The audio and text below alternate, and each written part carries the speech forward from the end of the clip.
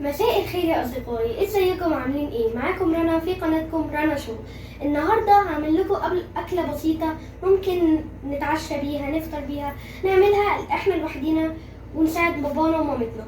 طبعا الاكله دي مكوناتها بسيطه، بس قبل ما نبدا الفيديو اوعوا تنسوا تعملوا اللايك والاشتراك وتفعلوا الجرس عشان يوصل لكم كل جديد انا بعمله. طبعا دلوقتي هوريكم مكونات الاكله بتاعتنا. طبعا دلوقتي هنا بطاطس وكمان ملح وفلفل وكاتشب، ممكن تحطوا كمان صلصه لو مش عايزين كاتشب ممكن تحطوا صلصه، وبيضتين وبسطرمه. بس على فكره ممكن تحطوا مثلا صدوق، لحمه، اي حاجات من دي. ممكن ما تحطوش حاجه خالص اصلا، بس انا حبيت احط بسطرمه. طبعا الجبنه الموتزاريلا سوري. المهم دلوقتي هنبدا الاكله مع بعض. طبعا اول حاجه هنمسك البطاطس وننشرها. نجيب البطاطس، نقعد ننشر البطاطس، بس خلي بالكم ايديكم.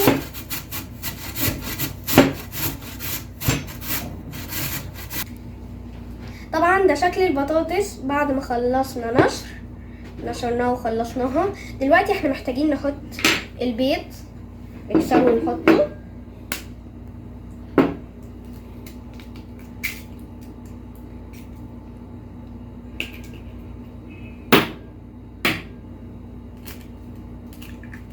ادي احنا حطينا البيض. دلوقتي هنحط رشة ملح،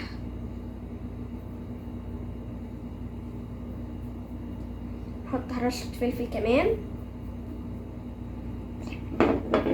نقعد نقلب بقى عشان نخلطهم.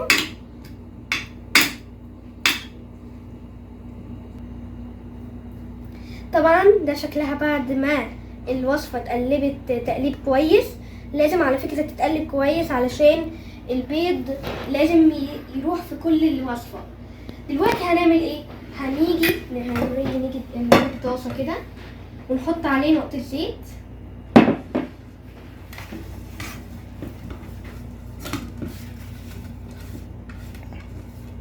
حطينا الزيت. دلوقتي المفروض نوزع الوصفة وننيمها على الطاسة.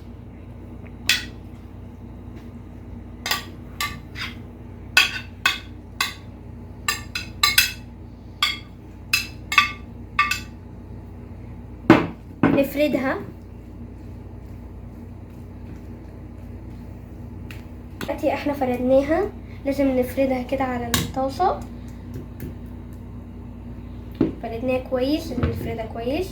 ودلوقتي لازم نحطها على النار. يلا بينا.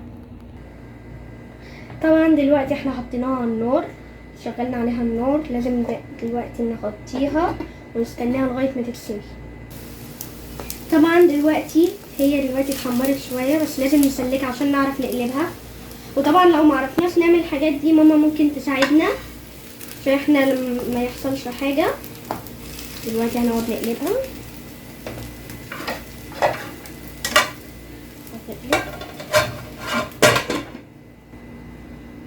وطبعا ده شكلها بعد ما قلبناها، المفروض يبقى شكلها كده.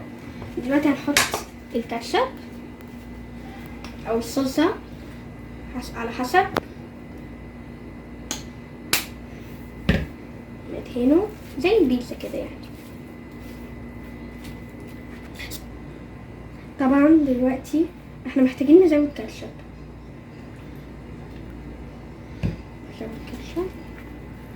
ندهن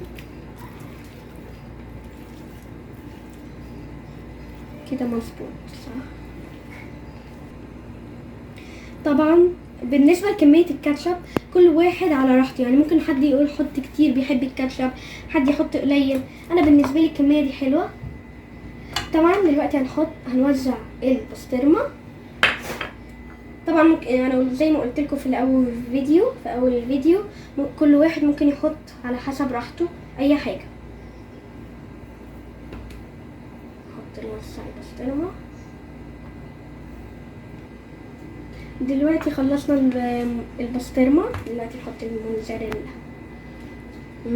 الموتزاريلا هتخلي طعمها حلو.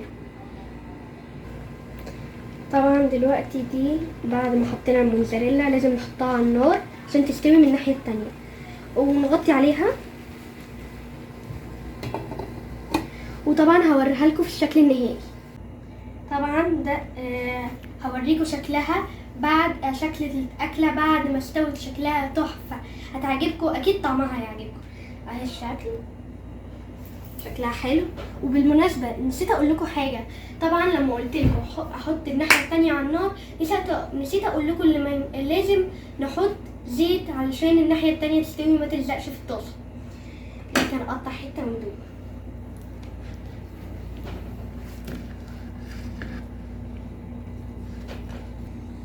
بصوا شكلها تحفه ازاي.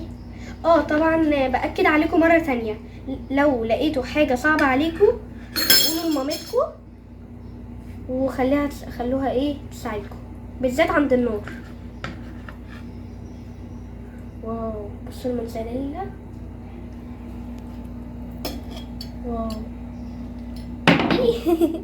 عملت معايا. يلا ندوق.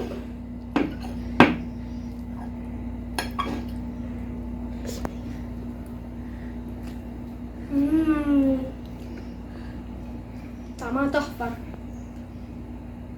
هتعجبكم جدا. لازم تجربوها، دي هتعجبكم جدا جدا. وطبعا هي الوصفة بسيطة، ممكن تتعشوا بيها، تفطروا بيها، اي حاجة من دي، وتساعدوا باباكم ومامتكم من يعني اللي هما يعملوا حاجة.